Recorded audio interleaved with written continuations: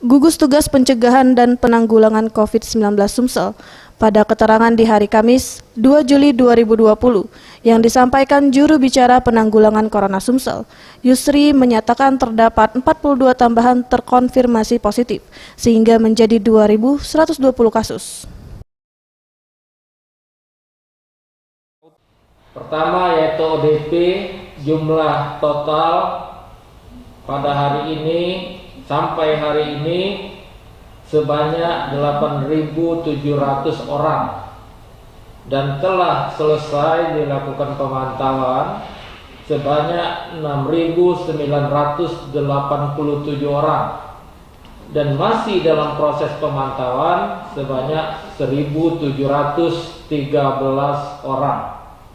Kemudian yang kedua yaitu PDP atau pasien dalam pengawasan, jumlah total secara keseluruhan hingga hari ini berjumlah 1.008 orang.